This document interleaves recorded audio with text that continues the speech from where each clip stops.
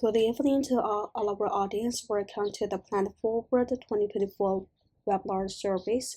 I'm the moderator for today's discussion about the carbon footprint in food industry. I'm Niu Xiaoya at Asia's China, head of programs Planet Forward, the largest public education activity for sustainable life in Asia. It was initiated by the Compassionate Choices Network of Act Asia Special Fund of China Biodiversity Conservation and Green Development Foundation 2022. It covers 9 countries in Asia and is committed to driving Asia towards compassionate choices and a sustainable lifestyle, changing consumers' behavior for the long run and avoiding the negative impact of human beings on the environment and animals.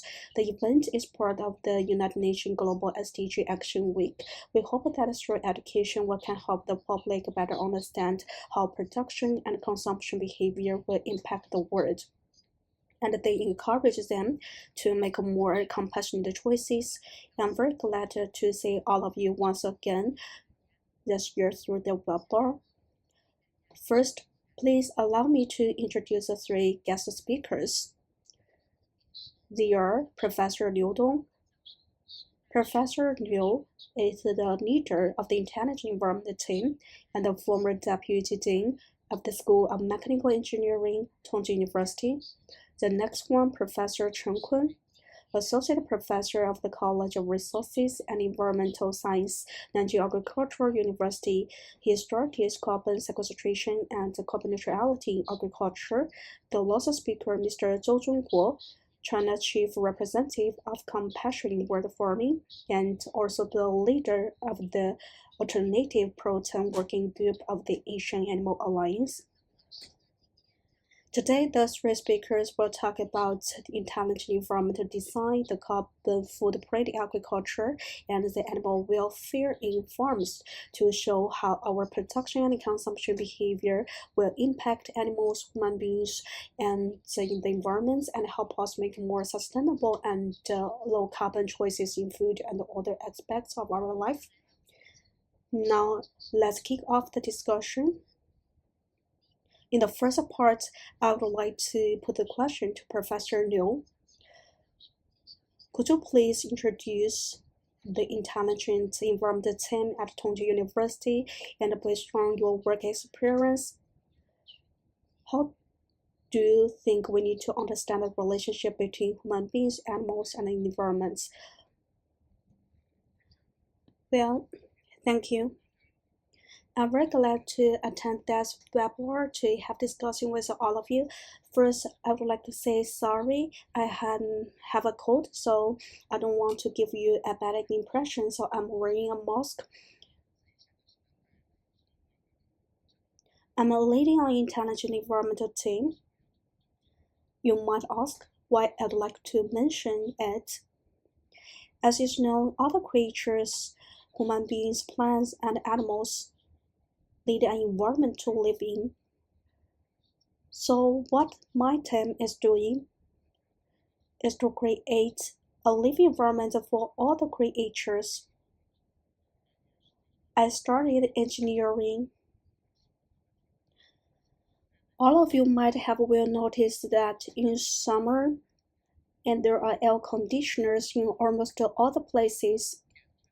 My major is HVAC for short. The undergraduate program is now named as Building Environments and Engineering. The master and PhD programs are called Heating, Gas Supply, Ventilating, and Air Conditioning Engineering. The main purpose of the programs is to provide a safe, modern, and efficient thermal environments. The intelligent environment is the next step of such thermal environments. What we consider is not only the thermal comfort, we also consider the sound, light, and water. Tongji University has a comprehensive range of disciplines, so we can build an environments research team.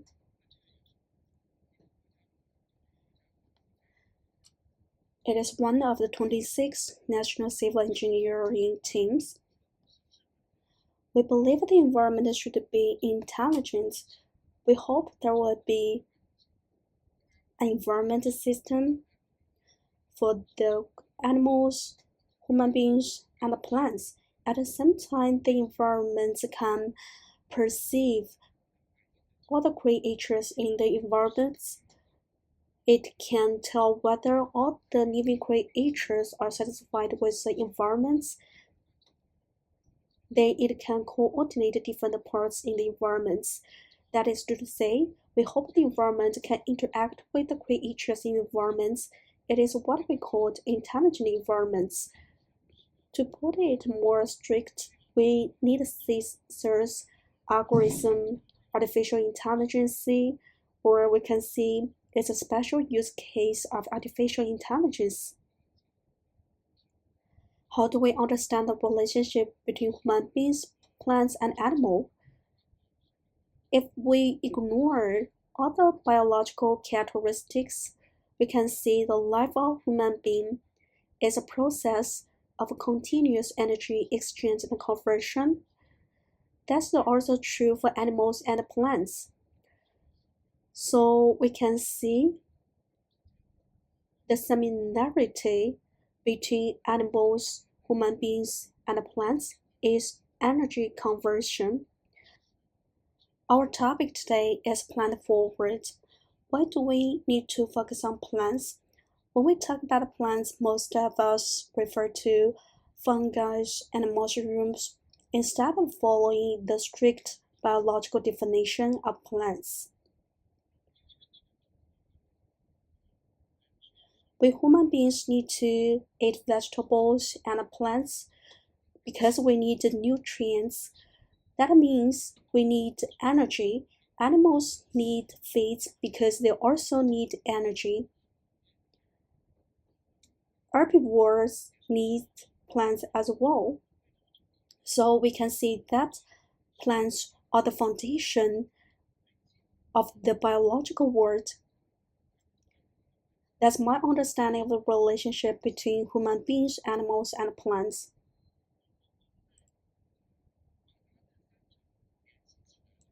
There is a clear connection between the three.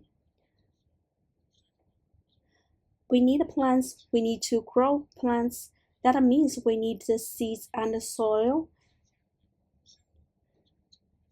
The seeds and the soil will interact with each other in the environment. Mr. Yuan Longping and other great scientists have keep optimizing seeds. We can use engineering methods to improve soil and then optimize the environments as much as possible. In that way, we can get enough plants for food. At the same time, we can improve the quality of food. We can use digital tools such as traceability to monitor how we grow the plants and they assure us of food safety. So I think we can use engineering measures to improve the environment and improve the soil. Then this is where intelligent environments will have a role. I will stop here. Thank you. My take it in that way, we have only limited soil. We can use the technology to optimize the soil and use it more efficiently, right? Yes, that's correct. We can take the farmland as example.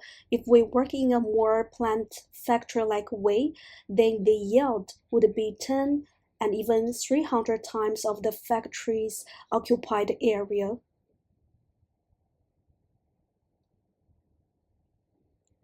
Professor New, it seems that your internet is lagging. Can you hear me?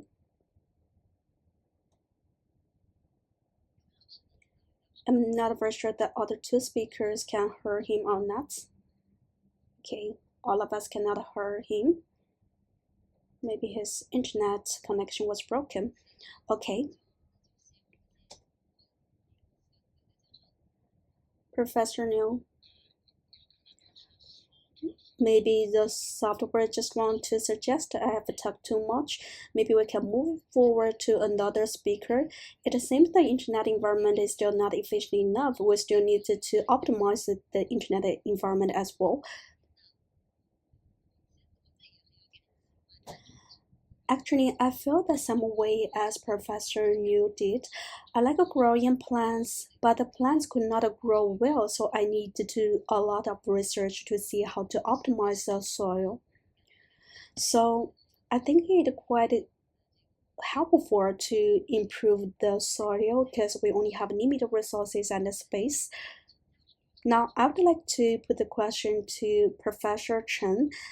He is also studying agriculture. For example, he studies carbon sequestration and carbon neutrality in agriculture.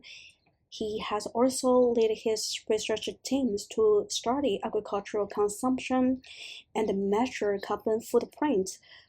Could you please introduce your work and related research results to our audience? Actually, my major is soil or soil science. What we are doing in our life is to study how to use the soil efficiently and address the problems you mentioned before. Carbon neutrality is a hot topic now, but why do we need to talk about it in agriculture or in soil science? That's because agriculture and soil will bring some emissions. When we are using the soil efficiently, the soil will also bring some negative impacts. Of course, it also has positive impacts as well. That's why we want to study this field. It might be very difficult to understand the topic. The things that we are studying are intangible. For example, we just cannot touch the greenhouse gases. So I have made a PowerPoint to better explain my ideas. I'm sharing my slides. Hope you can see them. Why do I decide to focus on carbon sequestration and carbon neutrality in agriculture? Greenhouse gases are the main reasons for global warming, as is known. Compared with pre-industrial level, greenhouse gases contribute 0.1 to 1.3 degree to temperature increase, and land temperature increased by 0.5 to 1.3 degree. That is because the concentration of carbon dioxide, methane, and nitrous oxide increased, and the emissions come from energy exploitation, industrial production, and agriculture. There are different kinds of greenhouse gases. The three major ones include carbon dioxide, methane, and nitrous oxide. We are very familiar with carbon dioxide because we have always talked about it. There are another two kinds of gases, namely methane and nitrous oxide. You might have never heard about that, but I would like to give you some data. Every 1,000 grams of methane is equal to 34 grams of carbon dioxide emission. We can see methane and nitrous oxides are respectively 34 times and 298 times stronger than carbon dioxide in terms of the greenhouse effects. Why do we need to do carbon neutrality? That's because we want to capture the carbon emissions through afforestation. I'm studying soil. We know that in northeast China, the black soil is very fertile. That because it has a lot of organics. If all the soil in China can become darker and darker, they can capture the carbon emission and help us to achieve carbon neutrality. Where do agricultural emissions come from? First, the soil will emit nitrous oxide. The rice fields, if flooded by water, will emit methane, a reducing gas. So we can see there are some emissions from soil. In fact, there are other sources of emissions as well. There are heat emissions. For example, in farming, we need to use fertilizers, we need the pesticides. The production of the fertilizers and the pesticides will cause emissions as well. Even in irrigation, we need to use electricity. Power generation will result in emissions. So there are different kinds of emissions. Anything about emissions from animals. We care about animals. Cattle and sheep are ruminant animals. As we were taught in school, such animals have a rumen which will produce methane through fermentation in anaerobic environments. As mentioned before, methane has a high greenhouse effect. We also need to deal with excrements, which will produce methane and nitrous oxide, and we also need to produce feed. And as Mr. Neil mentioned before, there is another problem about energy. The animals also need air conditioners, so we need to use electricity, oil, and gases, and other things. If we just take the direct emissions together, actually, the agricultural emission accounts for only a small percentage of the total emission. For example, only about 7.4%. But if we take it into account all the indirect and direct emissions, agriculture will account for 12.5% of total emissions. So agriculture does create a lot of emissions. At the same time, we need to know agriculture accounts for 48% of the total methane and nitrous oxide emissions. So the fact we carried out work in two fields, first we should do the calculation to have an actual number of the emissions in agriculture. We create a model.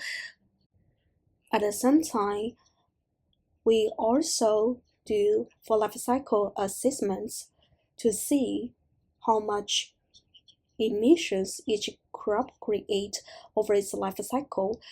That is one part of our work. About food consumption and production, we have also done some research. Consumption as an example, the carbon emission each person creates by consuming agricultural products each year is about 380 kilograms. There's a difference between rural and urban consumption. For example, rural residents, each person produce 400 kilograms of carbon dioxide equivalents. The rural residents produce less. That's because urban residents and rural residents have different consumption behaviors. We also need to consider how we eat. My students and I are living in Nanjing.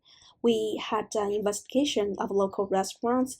They are of different styles, for example, Cantonese style, Hunan style, and Huaiyang style. The emission of each meal might be different based on the style. We also find something very interesting. We had interviews with those restaurant goers and asked them what they eat at home. We found eating at home will create less emission compared with eating at a restaurant, because restaurants provide more choices, and when you are eating at home, maybe you will prefer something less flavored or you will use less ingredients. However, if we follow the dietary guideline of China, we found that the emission of each meal is still very high. Now our life has become much better. We consume a lot of meat or high protein products. So there's a problem of obesity.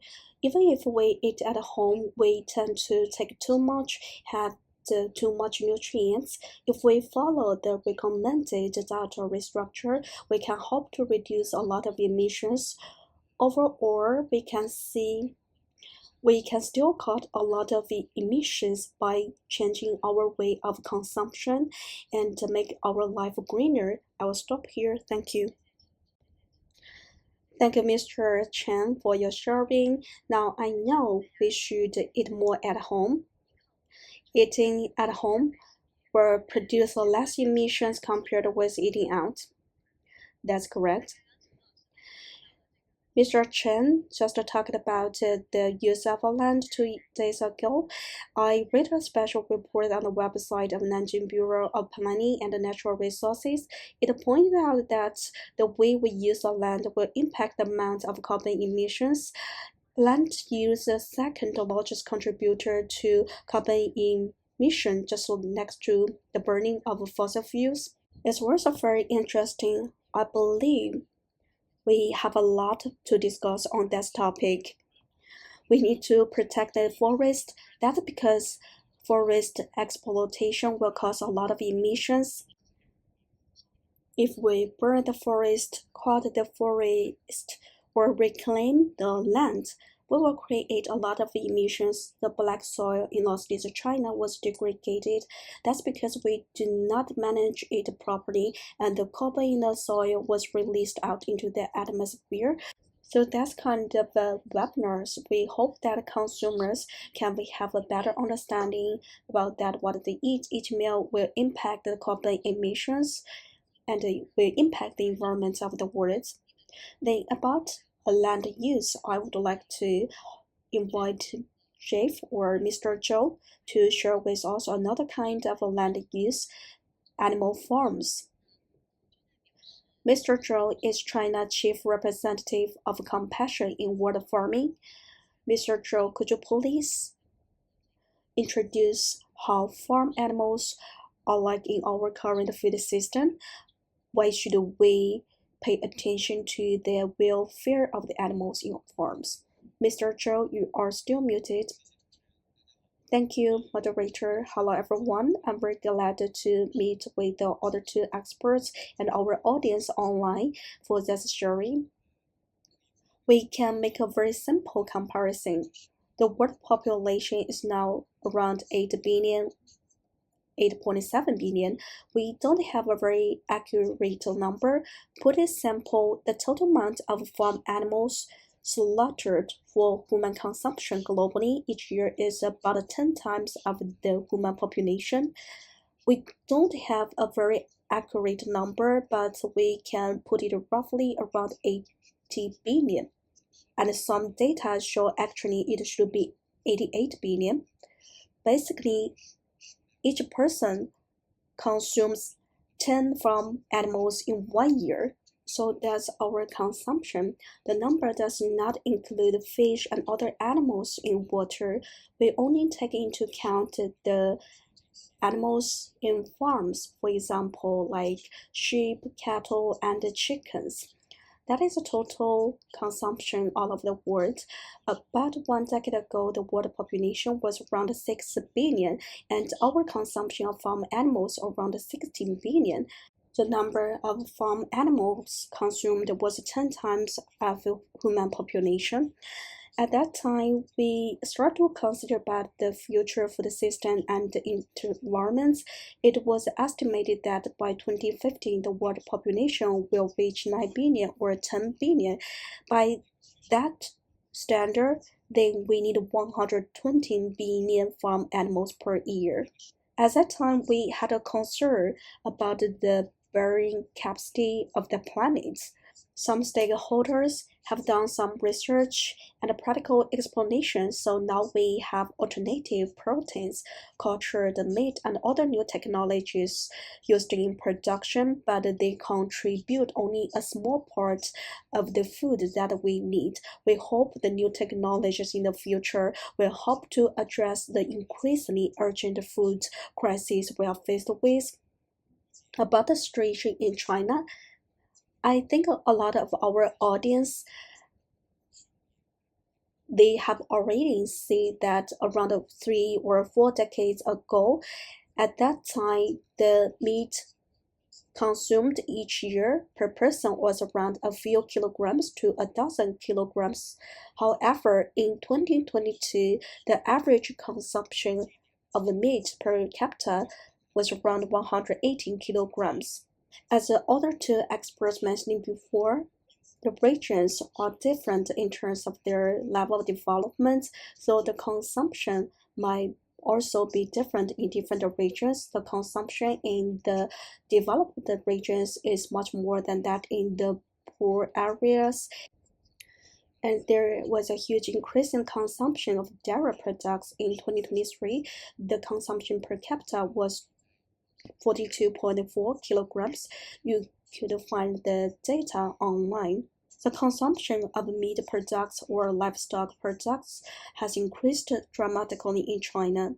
I think all our audience online and our guest speakers have realized that. You might have felt most of our people seem to have a bad health condition. To be frank, one of the reasons is our excessive intake of animal proteins, far more than what our body needs. About 1 decade ago, there was some statistics that exposed the problem. When I was little, we were in poverty or hunger, but our health was still relatively good. About 1 decade ago, 3 out of 5 children were overweight, but now they are in their teenagerhood or they become adolescents, and the middle-aged and elder people are faced with problems such as high blood pressure, sugar, and fats. In the decades to go, we will see more and more those kind of health problems. That is one of the reasons why we need to pay attention to animal welfare. Animal welfare is closely linked to human health. Why do we think overconsumption of animal products will impact our health? Why it is connected with animal welfare? The concept of animal welfare develops along with human civilization. Now we have realized that animals are conscious beings, which is the foundation for the development of animal welfare around the world. Animals are no longer just objects as we thought before. They are living beings that share this planet with us.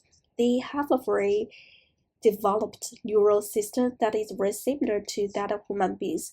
They can feel pain and sadness. They have the neural system.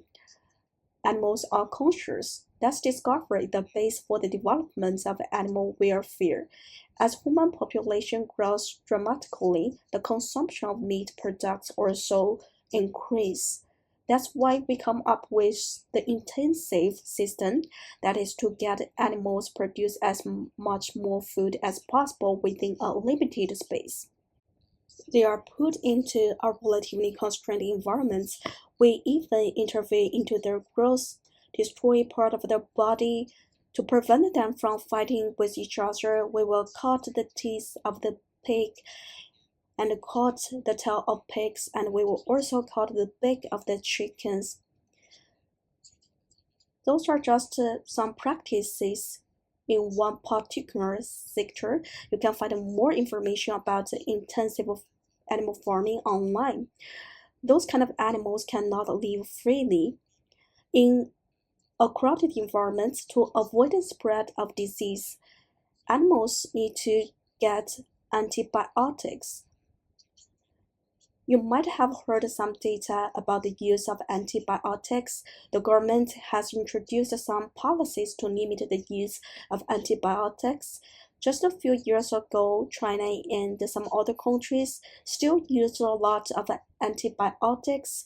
More than half of the world's annual production of antibiotics was used in intensive animal farming, and that caused problems such as drug residues, and those kind of problems are not rare in our life.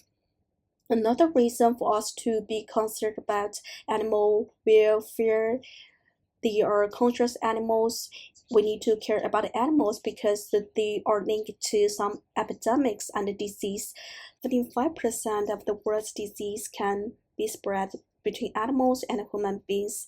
In animal farming, a lot of antibiotics is used. That will cause drug resistance and will impact human health directly. That's why we are concerned about animal welfare. Another reason, as other two experts just mentioned, animal welfare is also connected to the carbon emission reduction, but the two experts talk mainly about the agriculture and farming. I'm talking about the livestock farming. In 2006 or 2008, the United Nations come up with a way to calculate the emissions. The livestock farming contribute 80% to the total emissions of human activities. Later, it was changed into 40.5%. The methane emission from cattle contributed 4% to the total methane emissions of human activities. We can see livestock farming contributed a large portion to the total emissions, and we can see that quite clearly. That's why we need to pay attention to animal welfare. The world has 8 billion people. Each year, around 1 billion people are in food crisis. Most of them are living in poor regions, for example, the global south, or in some less developed region in Southeast Asia. Actually, the food we produce now can support 12 billion people if we consume in a more sustainable way. A lot of the crops we produce is used as a feed for farm animals. Here is an energy conversion problem, and 1 kilo of beef requires 10 kilos of grains. 1 kilo of the pork requires 5 kilos of grains, and all the grains are eatable, and 1 kilo of chicken requires 2 kilos of grains. So we can see a lot of eatable food are used as a feed and caused the food crisis. If we live in a sustainable way, we need to pay attention to our health, animal welfare, and the environment, and we also need to pay attention to the living beings in the future. We need to be compassionate and responsible consumers. We need to be concerned with animal welfare so as to create a sustainable future. I will stop here. Thank you, Mr. Zhou, for your sharing. The Planet Forward is an event that targets consumers. In addition, we are organizing another event for primary school students to discuss the network of life, to show them how different forms of life live with each other and how our consumption will impact human beings, animals, and environments. The event is quite meaningful because if children start to think about, see with their own eyes the nature of the things, then when they grow up and make consumption choices, they will become more compassionate. All our experts today have discussed the efficient use of land. I have another question. It goes to Professor Chen. You have talked about emission reduction in agriculture. How about the situation in animal farming? You have experience in that field as well. Could you please share with us how can we improve the animal welfare and reduce carbon emissions in conventional animal farming? If we want to know how to reduce emissions in animal farming, first we should know where the emissions come from. As I mentioned before, the direct emission source includes ruminant animals such as cattle and sheep, which can produce methane through intestinal fermentation. Another source is how we manage the excrement of animals.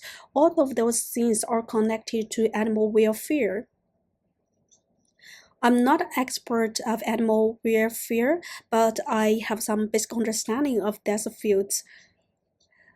How animals live, their living environment will impact the mood of the animals, decide whether they're happy or not, what they eat, where they live, all will impact the mood of animals.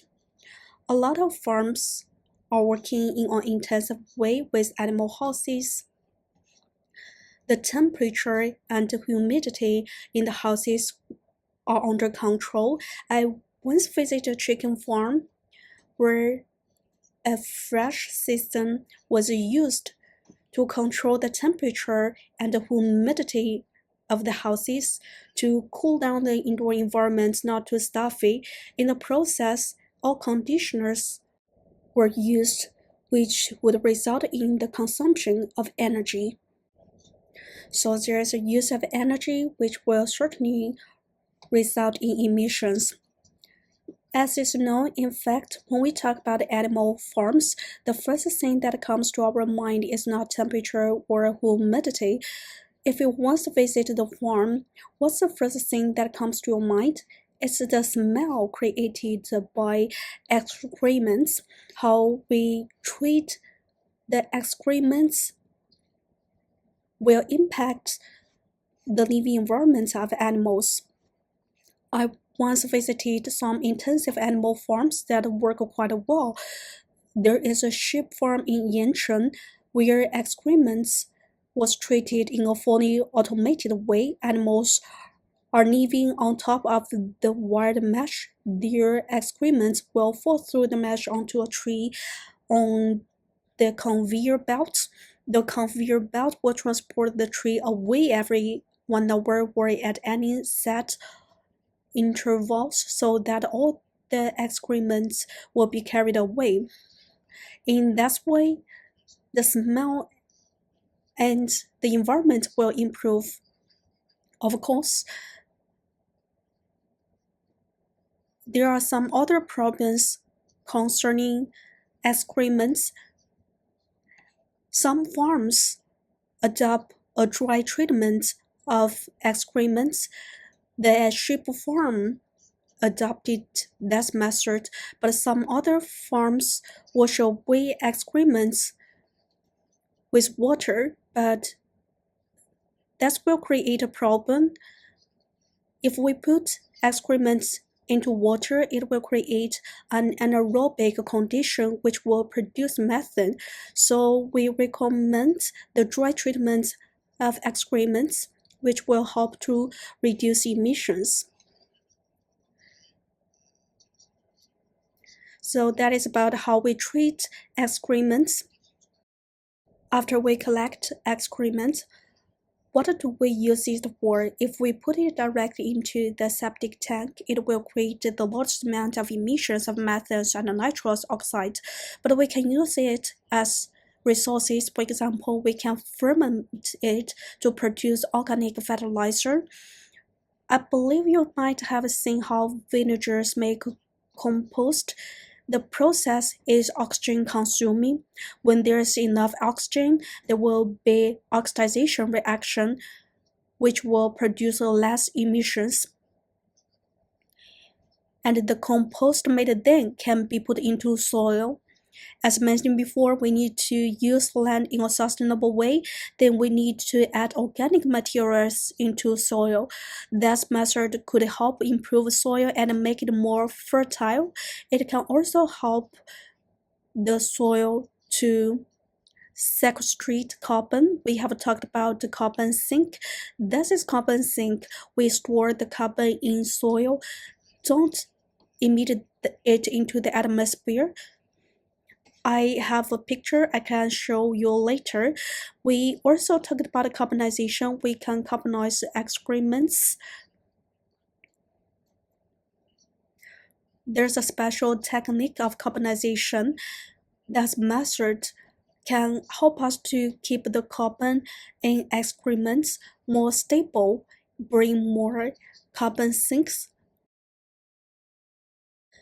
That is about the treatment of excrement, then about temperature and humidity control. In the process, energy will be consumed. Some animal farms are changing the way they are working. They put solar panels on the top of animal houses to use solar power to replace coal power. They can be self-sufficient in terms of energy, reducing the dependence on conventional energy.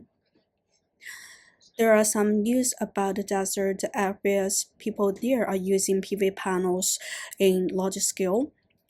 The panels can help to block the light and wind to reduce water evaporation, and gradually you will find under the PV panels there will be some plants in the soil or sand. Since there is a less evaporation, water could stay. If there are some nutrients, it would be possible for grasses to grow. So some desert areas are trying to grow plants or raise animals under solar panels. That method can help us generate solar power and grow grasses for sheep at the same time. It can help to reduce emissions efficiently. Think about what animals eat. The other two experts mentioned before, animals should eat well as well. I know many feed producers mix fine feed with raw feed. Animals cannot eat feed that is too fine. They also need raw feed. Besides, animals might also have some diseases, for example, high blood pressure, sugar, and the fat. They also need healthy diets.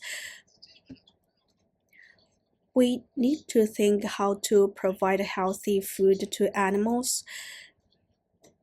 In addition, as mentioned before, cattle and sheep are ruminant animals. They will produce methane in rumination. We can mix fine feed with raw feed appropriately or add additives like chitin. The diet will be good to animals' health. In that way, cattle and sheep can eat better, and it can also help to reduce the production of methane in rumination, addressing several problems with one single solution. In one sentence, we need to monitor the entire life of animals, considering how to reduce emissions caused by how animals eat and live, how to find alternative energy, and how to treat animal excrement. I will stop here. I feel the work you are doing is connected to what Professor New is doing. I know Professor Liu have been working on a wide range of things. He is also the chair of the Experimental Animal Facilities and Equipment Technology chapter of China Entry, Exit Inspection and Quarantine Association. Not long ago, there was a piece of news that on experimental animal, a beagle was adopted by a celebrity. So the topic of experimental animals has been discussed widely. Professor Liu, could you please share with us your take on this based on your work experience? What's the controversy about animal experiments and what difficulties are there for the ban on animal experiments? Well, we have talked about farm animals. I would like to take this opportunity to talk about another kind of animals, namely experimental animals. We can divide animals into different categories. For example, experimental animals and farm animals. There is no separate classification of companion animals. What are experimental animals? Experimental animals are animals used in areas such as medicine, life sciences, pharmacy, cosmetics, and food for research, development, and production. They are used for experiments. It's cool because animals are treated as experiment consumables.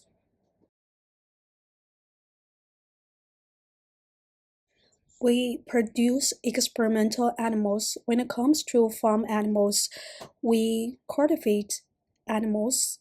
However, when it comes to experimental animals, we produce such animals. In the process, the entire environment should be under control, especially when we are producing animals with a higher level of requirements. For example, SPF animals should be housed in a barrier and the environment is better controlled compared with that of human beings. That because of values such animals have, we are using animals for experiments. Farm animals belong to agriculture. Experimental animals are under the management of science and technology-related authorities.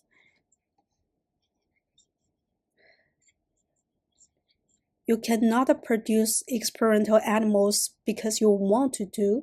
You must first go to apply for permission. The requirements are very strict. They will evaluate your software and hardware and will keep monitoring your environment and other related things.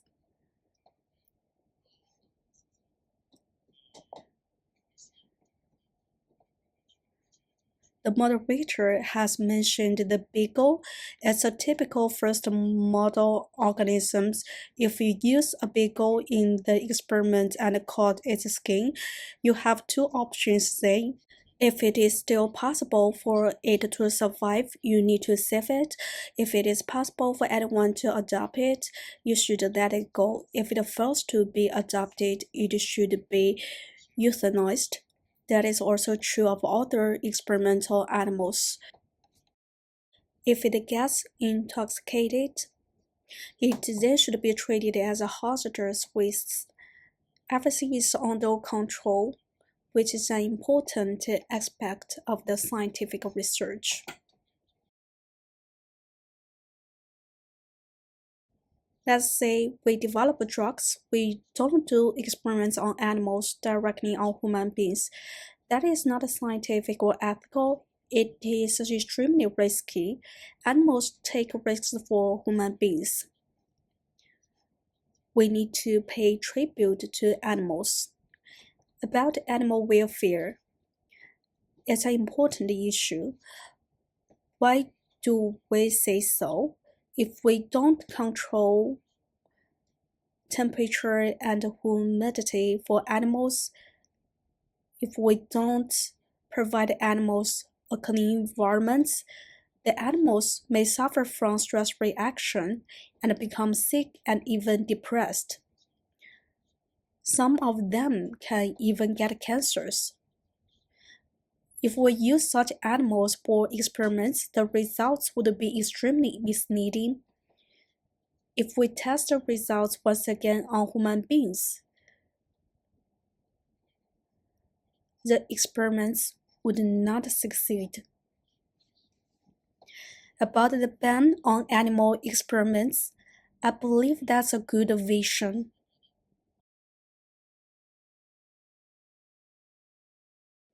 In research and development and in ensuring people of health, experimental animals still play a very important role and they are necessary for scientific research. That's my opinion. I'm working in the experimental animal facilities and equipment technology chapter, which belongs to China Entry and Exit Inspection and Quarantine Association. The association finishes the tasks given by the General Administration of Customs. Our work to provide a safe, comfortable, and efficient living environment for experimental animals. That's what we are doing. We should also consider about animal welfare. For example, after animal experiments, some animals may suffocate to death because of the high concentration of carbon dioxide. We need to keep the process as short as possible. In Western countries, some fundamentalists, activists would attack animal experiment facilities. I think we should be cautious. The experiments facilities should stay low-key. Their entrance, exit, and the flow should be well designed to ensure protection. There's still a lot of work to do.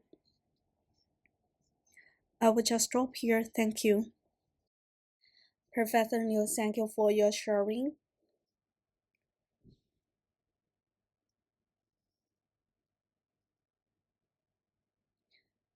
We have talked about the welfare of another kind of animals.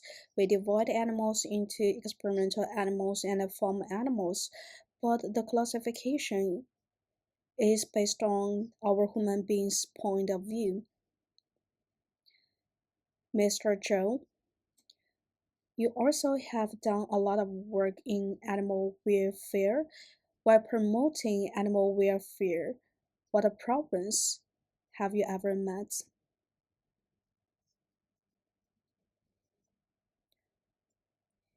About farm animals, there are still a lot of problems. I would also like to talk about experimental animals and share my ideas about that kind of animals. I agree with Professor Liu. He has a lot of experience in the inspection and quarantine of experimental animals. Such animals have played a vital role in the development of medicine. In the process, there are a lot of things we can do about animal welfare. Experimental animals is a separate classification. Compassion word farming focus only on farm animals. However, in our work, we need to consider about the welfare of different kinds of animals. The intention of promoting animal welfare is to avoid the unnecessary pains that we human beings create to animals. The word unnecessary is very general and arbitrary. Animal welfare is an ethical issue. When we treat animals, we need to take a lot of ethical consideration. In terms of experimental animals, there is an internationally accepted 3Rs principle, namely refinement, replacement, and reduction. Refinement, replacement, and reduction. Based on the three words, you might know why we need to consider animal welfare when using animals for experiments. Animals are no longer objects, they are living beings. We must strictly adhere to the 3Rs principle. No matter in what field you are working in, we need to consider about the 3Rs principle. Even if you want to publish papers in international journals, you might have read some news that some Chinese research institutes wanted to publish their research papers, but they did not think about animal welfare, or they didn't pass animal welfare related ethical reviews, so their papers were rejected. When we are using animals for experiments, we need to consider whether we can replace animals, or can we reduce or optimize the use of animals. I just want to make some simple sharing back to welfare of farm animals about the challenges we have met when promoting animal welfare. The first challenge is public awareness. First, some people refuse to recognize that animals are conscious beings. The general public would consider whether what they eat is healthy or not. If we go deeper, our health or what we eat are closely connected to animal welfare. We have heard about some terrible food safety issues in our life. For example, the problems about cooking oil and the melamine. Meat and dairy products will also impact people's life. Good animal welfare products will bring healthy and nutritious effects. That's science. Animal welfare is a science. It's not all something out of human empathy towards animals. In the process of development, more and more people are researching animal welfare when animal is under stress. and has bad welfare, the quality of the final products will be greatly impacted, including the shelf life, and there will be hormones residues caused by stress as well. The quality and the safety of the product will be impacted. Consumers need to be aware of the welfare of farm animals and support animal welfare in their daily life. There is another challenging. We have been working on animal welfare in China for over 20 years. In the past 10 years, we have worked with companies with good farm animal welfare practice. To encourage good practices, we have offered gold award to 131 companies for their good farm animal welfare. Those companies paid attention to farm animal welfare to different degrees. Now, there's still no product labeling system to show good animal welfare practices. It's complicated to develop such a system. Only a small portion of people would like to pay for the premium of products with good animal welfare practices. I would like to give you a quick example. What is animal welfare? Animal welfare means that animals are physically and mentally healthy and show nature behaviors. Based on the three aspects, we can see whether animals are treated well or not. Since 2015, it has become a trend not to raise chickens in cages. Over 1,000 international brands have made the promise to achieve cage-free by 2025 and 2027. Each chicken used to have an area equal to 3/4 of a piece of A4 paper, so they need more space.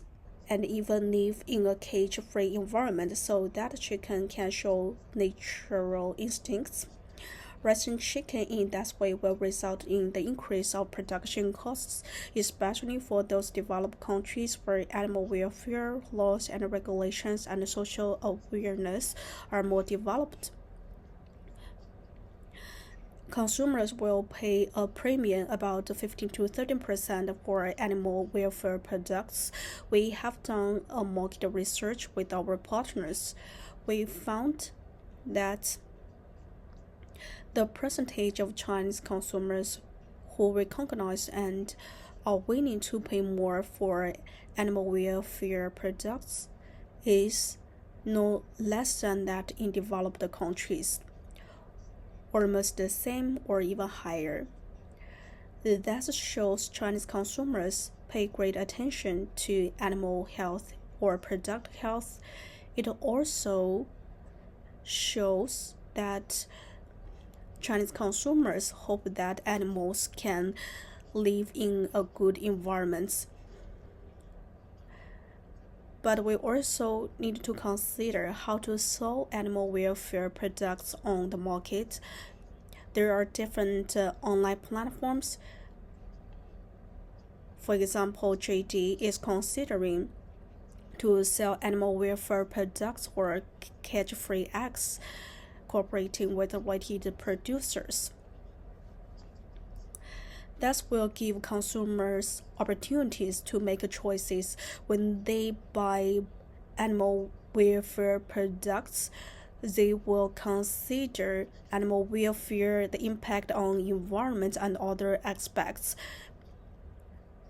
If animal welfare products become more common on the market, their premium will decrease and become more affordable to the general public. Now, the quantity of animal welfare products is relatively small. The production of such products require a large amount of inputs. But when we are trying to increase consumers' awareness towards animal welfare products, we need to tell consumers the contribution such products will make to the ecological environment and the climate change, so that consumers can have a comprehensive consideration. Animal Act Asia has been promoting the care for life over the past 10 years. That will help to educate the next generation of consumers.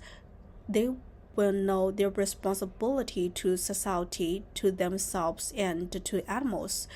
That will bring a positive, far reaching impact. We need to support products with good animal welfare practices. Then, back to the food system, how much food do we need? How much of the food we eat could be replaced? In the food shortage, there's no reason to push people so hard. Let's say if we go back to 30 or 40 years ago, there was a shortage of materials. We believe the abundance of materials will reflect the living standard of society. This idea is also true now. Different people have different income levels, but since our civilization has kept progressing, the economic, society, science, and technology become more developed now.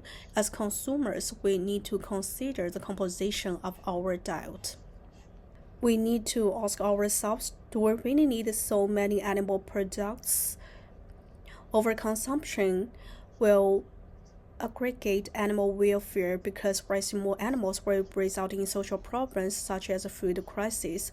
We need to focus on health. We often say that we eat too much. Eating too much doesn't necessarily provide more nutrition. It will create a waste, which is bad for ourselves and for social healthcare system.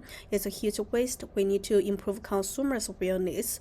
At the same time, we hope that we can roll out some rules and regulations and guidelines.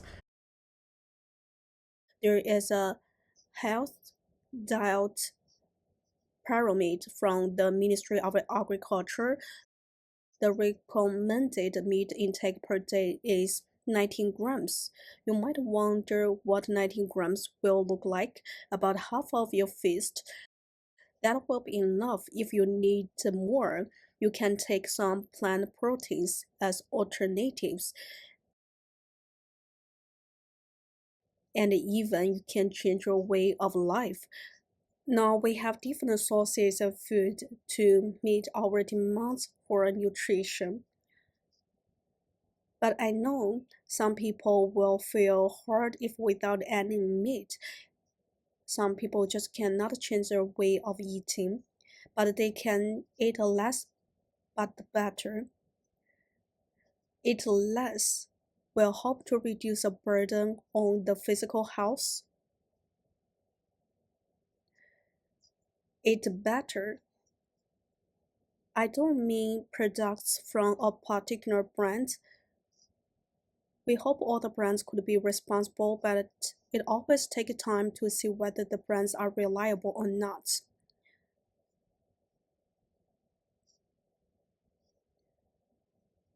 We need to see whether the brands treat animals well. Eat better, what does it mean? Eat better means we should have a balanced composition of nutrients such as omega 3 and cholesterol. At the same time, we hope that the animals that we eat are physically and mentally healthy.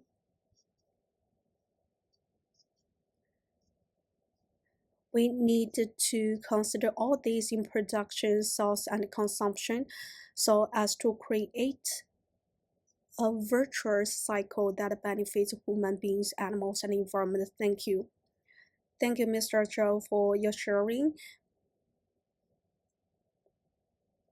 Now we know we need to buy more animal welfare products in the future. I will follow what JD will offer. In the past, my friends often asked me the question. They understood the importance of animal welfare and would like to buy products with good animal welfare practices. There were not so many sales channels. I could only recommend some brands that our organization recognized or brands that won our awards, but those brands are working only in a certain market or in a certain channel. But I think you can follow the brands that have made the cage-free promise. Or you can follow some other international brands working here in China, for example, Starbucks and IKEA. They support the cage-free eggs and would also consider animal welfare. Or there are some other channels, for example, the supermarkets were encouraging them to promote animal welfare products so as to provide consumers with more consumption choices. That is why ActAsia has kept dedicating itself to consumer education over the past 10 years. Consumers often make unconscious choices and don't know what their choices mean. Back to the problem Mr. Zhou just mentioned, no matter for carbon emission reduction and environmental protection, consumers need to make more informed decisions. They must know what the impact the acts they buy will make. About the carbon footprint, China has promised to reach carbon peak by 2013. Professor Liu, I have a question for you. What is your vision for low carbon production and lifestyles? How can industries help to realize carbon peak? I will share my own thoughts. I'm working in school. What I think more is about something very basic. For example, why do we eat? Why do we need food, plants, and animals? The first reason is we want to survive, we need energy. We can take energy from plants and animals to keep ourselves alive. That's a basic thing in our life. On top of that,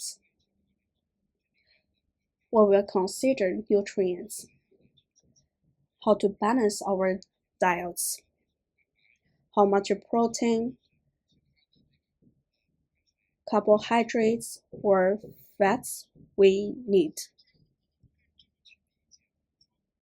Or we can take that question from another perspective. Our topic today is a plant forward. Plant-based products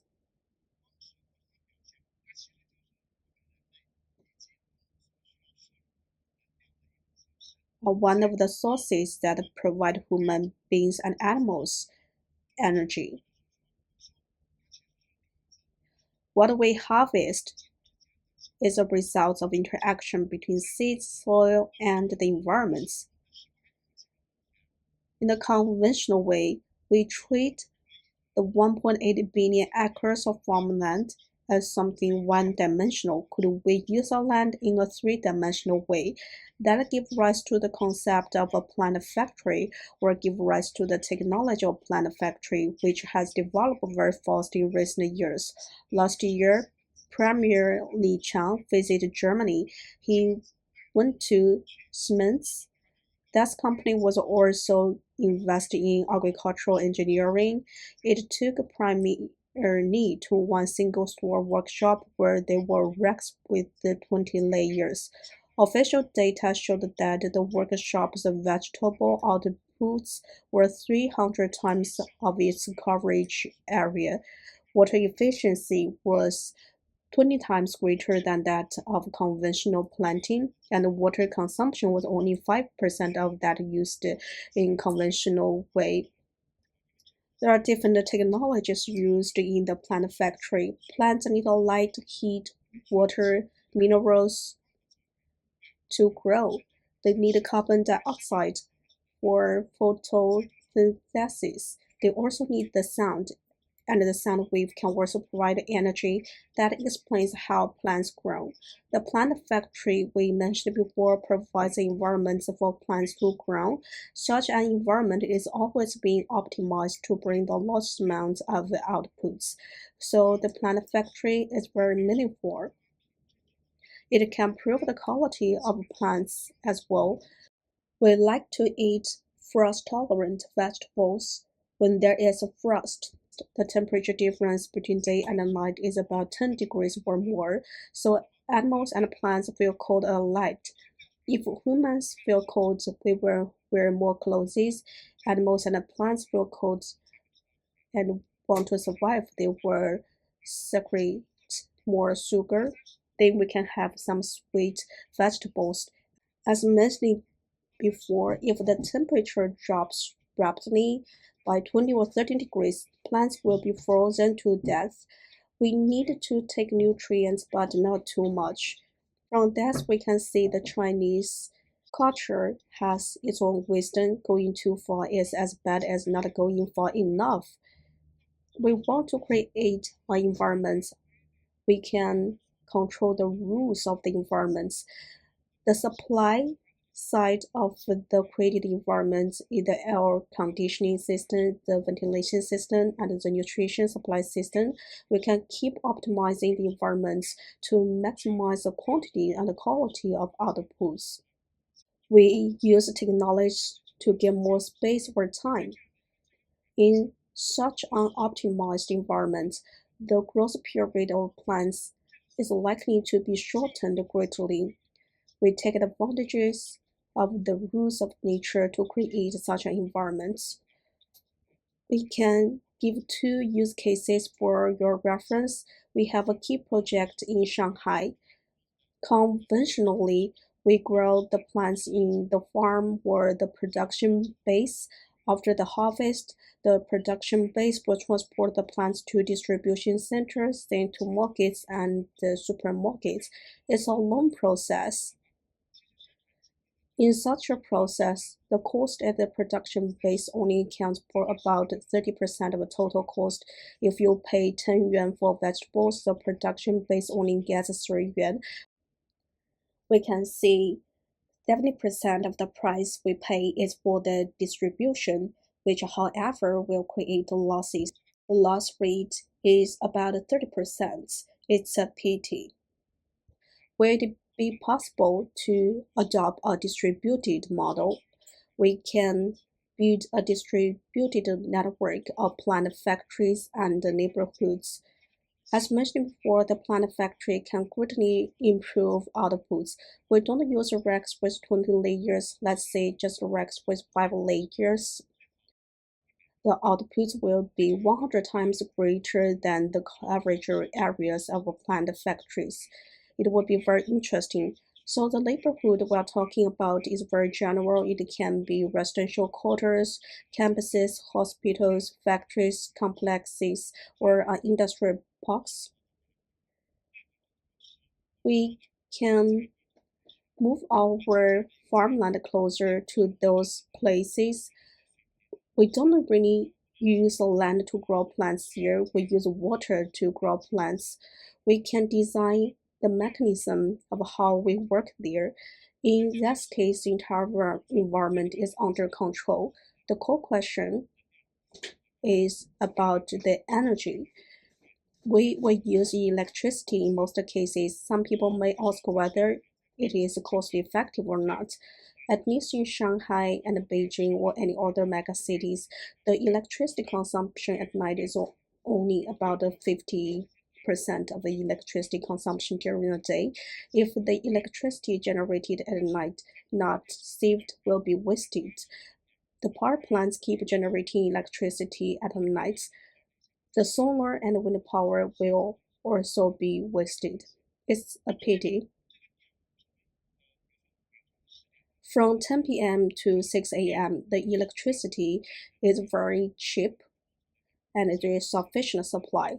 So we are wondering if we can use the electricity for photosynthesis at night. The environment we create is completely closed.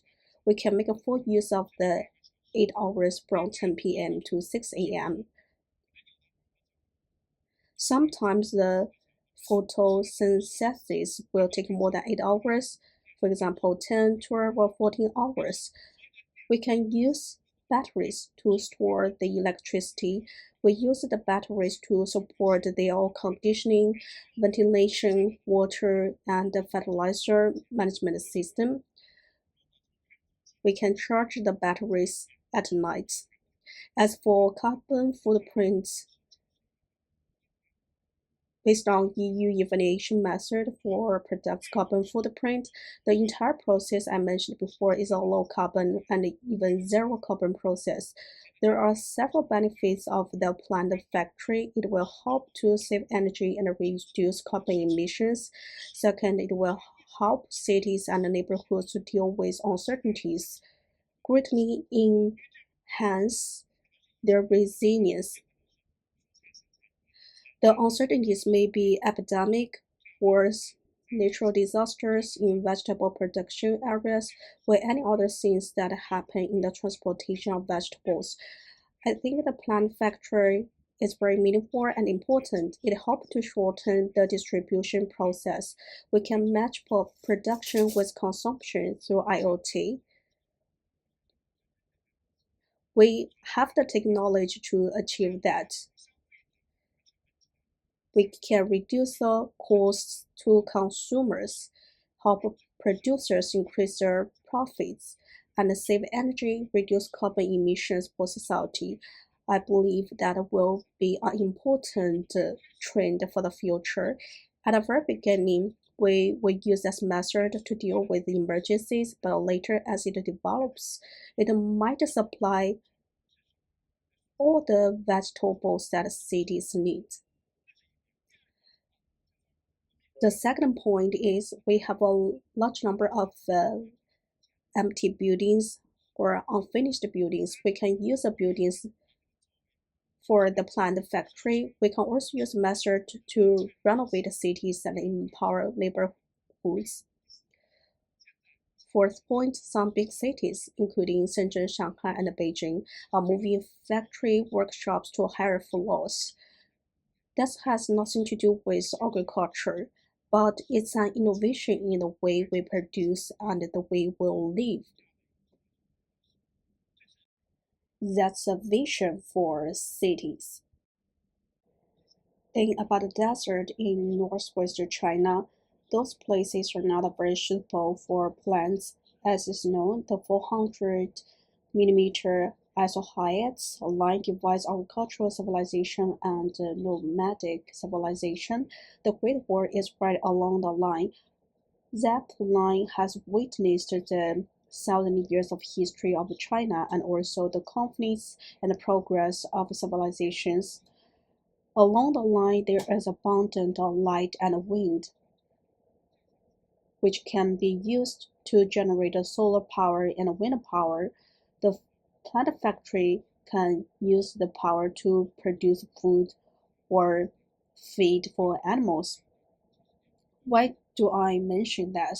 The United Nations has already started to do so. By the end of last year, the UN had provided assistance to more than 20 countries and regions and helped them build solar-powered forage grass production systems. The United Nations plan to alleviate the poverty, and most of the components used in the systems were purchased from China. That was really meaningful.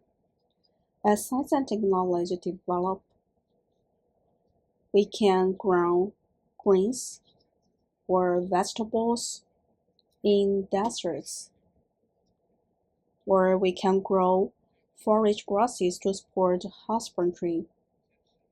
We should first find enough food and then think about how to eat better. In China, the plant factory can be used as a tool to revitalize the countryside and industries. It can help people get rich, which is very important. In a sense,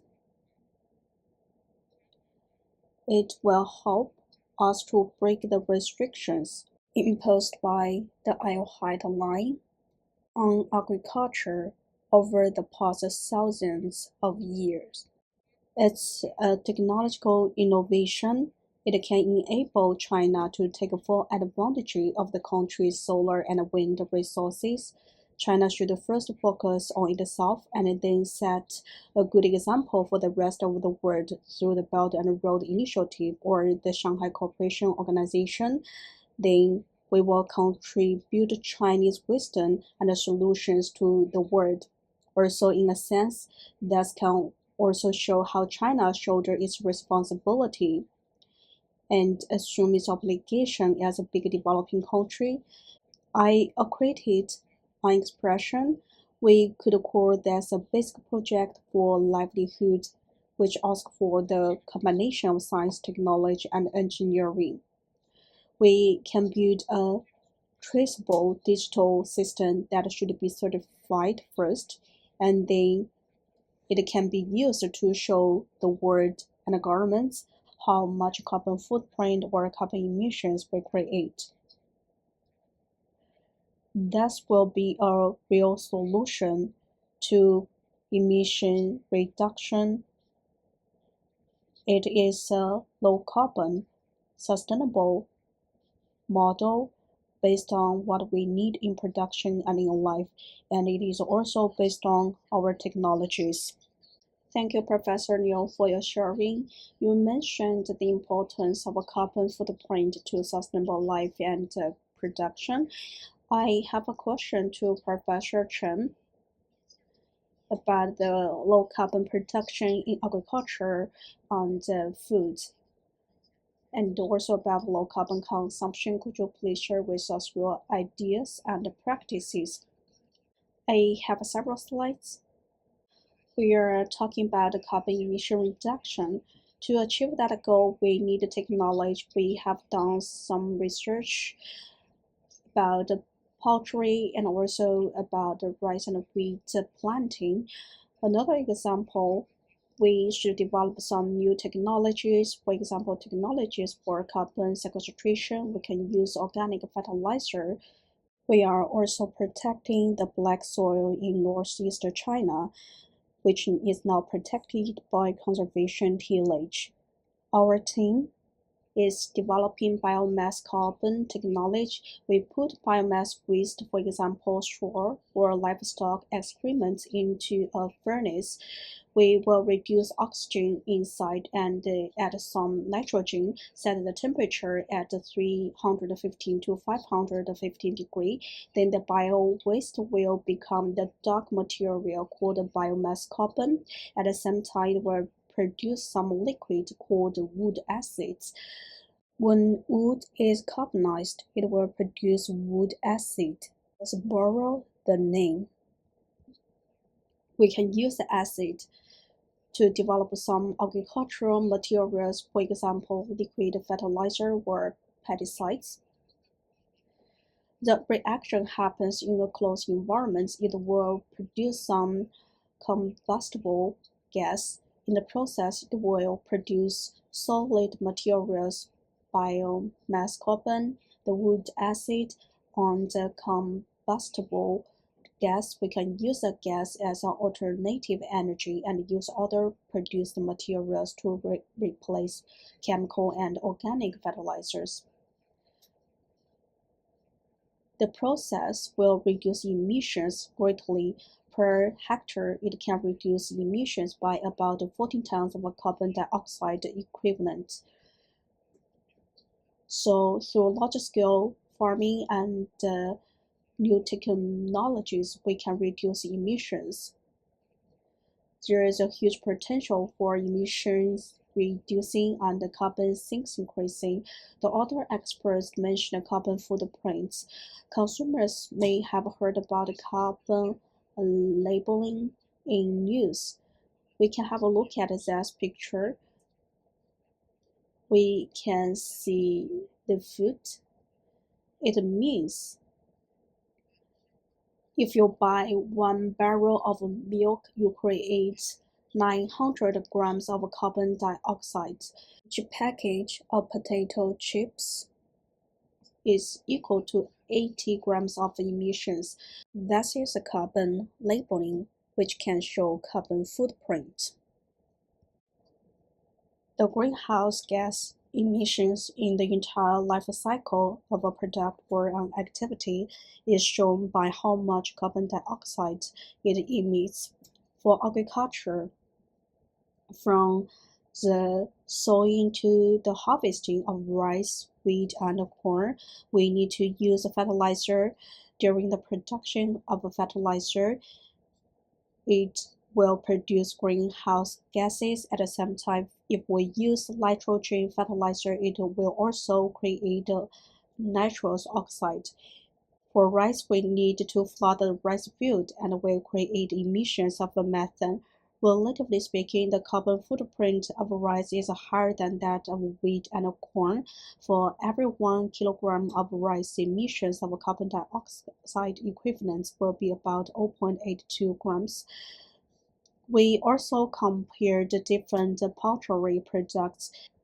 For example, 1 liter of milk will produce 1 kilogram of carbon dioxide equivalent. There is also a big difference between laying hens and broiler chickens in terms of emissions. We did research before and found that broiler chicken farms could not well treat excrement, so the emissions will be relatively higher. Each kilogram of broiler chickens will create 20 kilograms of carbon dioxide. However, that of laying hens will be about 3.7 kilograms, and each kilogram of pork will create 5.4 kilograms of carbon dioxide equivalents. Through the carbon labeling, we can know the emissions of different agricultural products. Why do we need to know that? As consumers, we can understand that our life is closely related to greenhouse gas emissions. Each of us should take action to reduce emissions and lead a green life to mitigate climate change. The other experts just mentioned before, we should compare the carbon footprint of different agricultural products. In the process, we will find the emissions per kilogram of fruit and vegetables or grains will be relatively low. However, economic crops like cotton and silk will have higher emissions. About oil crops, plant-based oils have lower emissions, but milk, eggs, chicken, mutton, beef, and pork create much more emissions.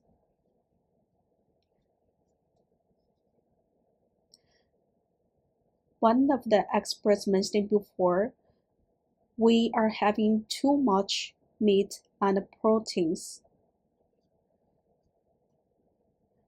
Based on carbon labeling, we can adjust our eating habits to push the producers to change their product mix.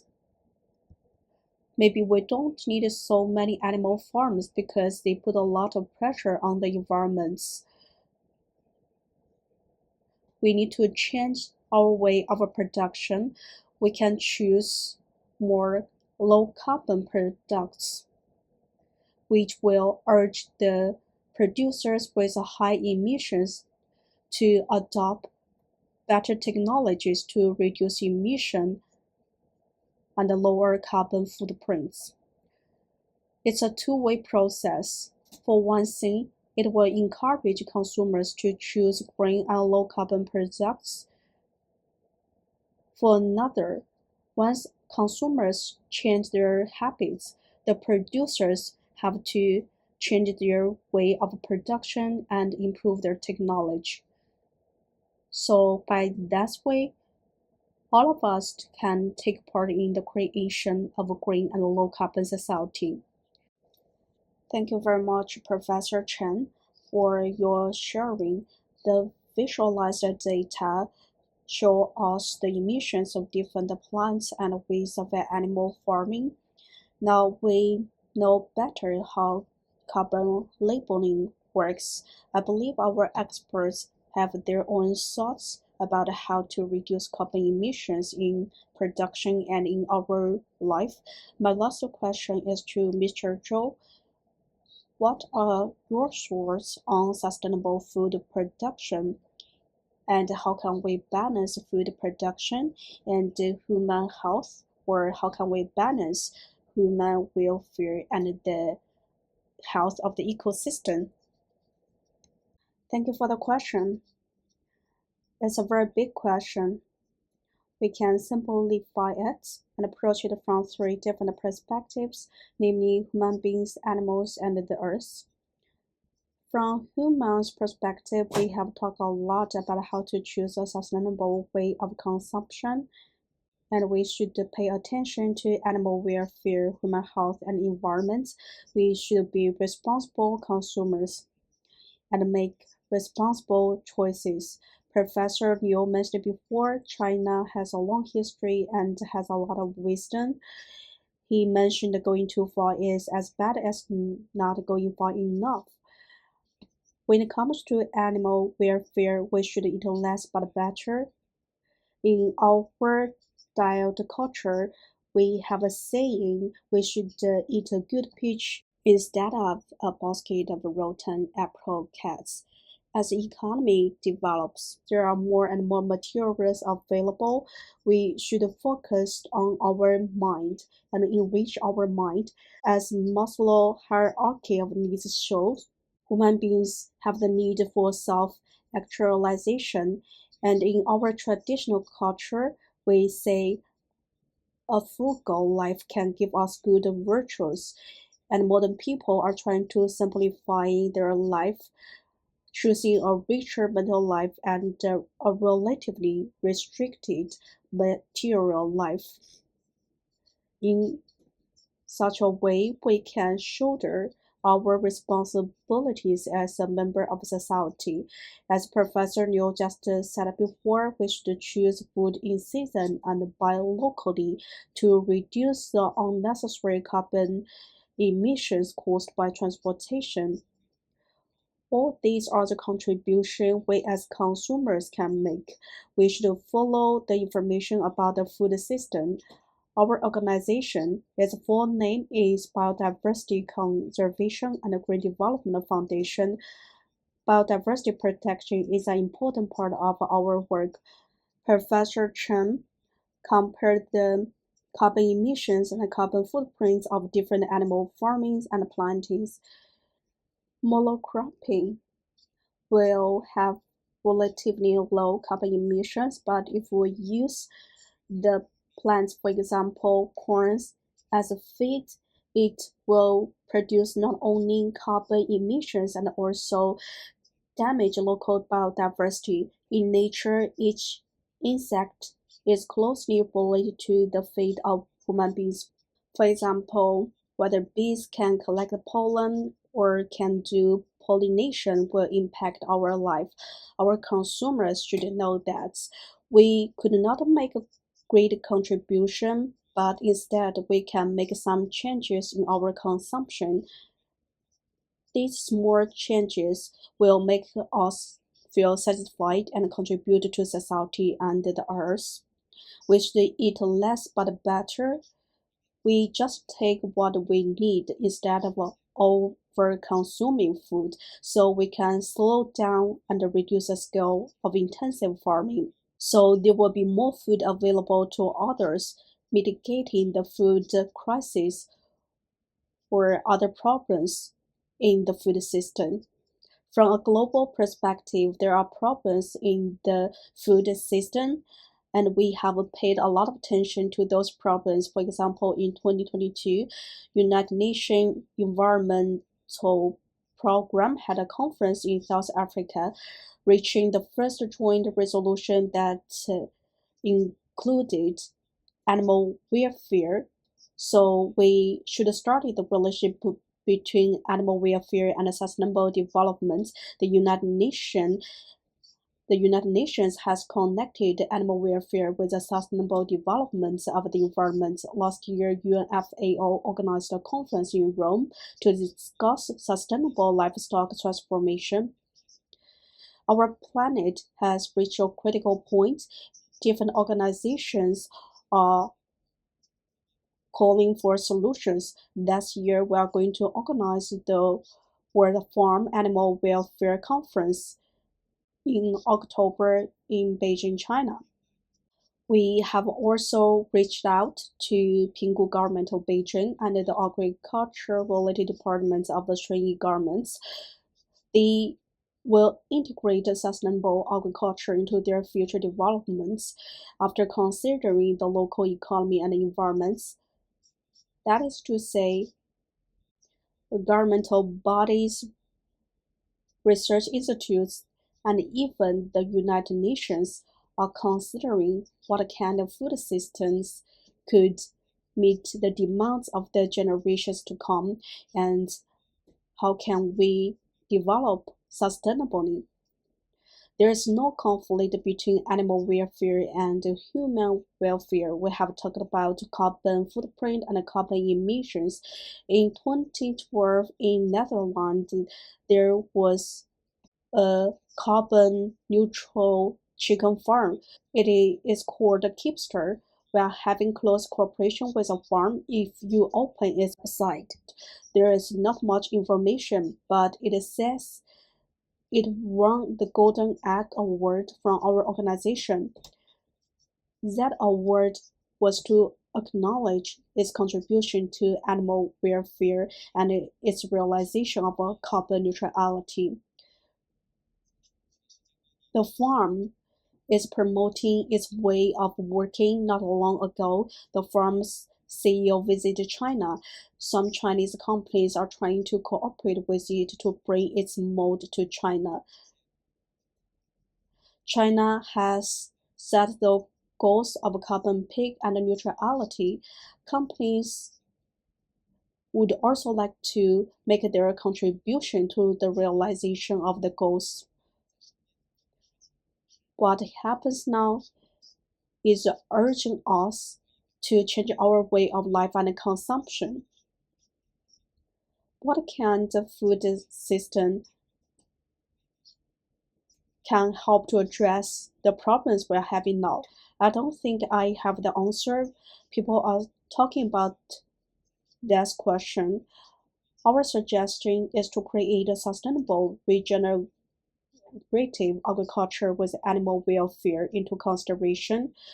We should focus on animals. Science has kept developing without any stop. It has changed our way of life. But can science address all the problems connecting with living beings? We should go back to the most fundamental thing, namely life. There are a lot of problems that we cannot address now, even with science. We hope to build a sustainable, regenerative system. One of the problems we might meet in the process is how to make soil more fertile, how to reduce the use of chemical fertilizers, antibiotics, and pesticides, and how can we revitalize the soil. We should let agriculture keep just what makes agriculture, let animals and plants grow as how they should do.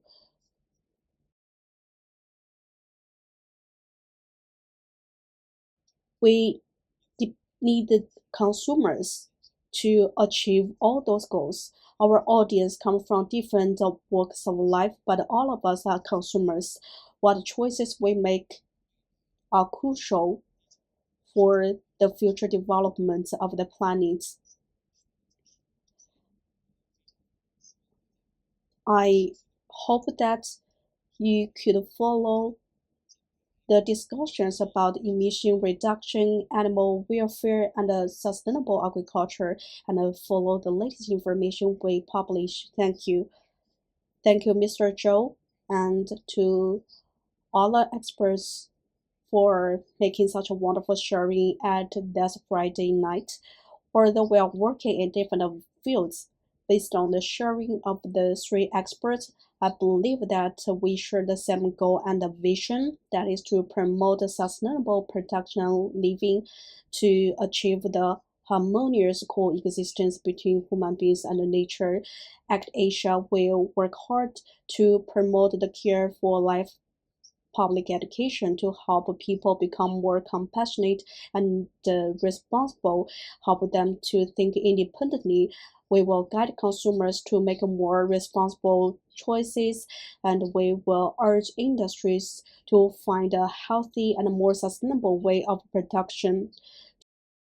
we will tell consumers what different industries have done to achieve the harmonious coexistence between man and nature. Thank you very much. And next Wednesday, we're going to have the second webinar on July 17th. Please stay tuned. That's the end of today's webinar. Thank you.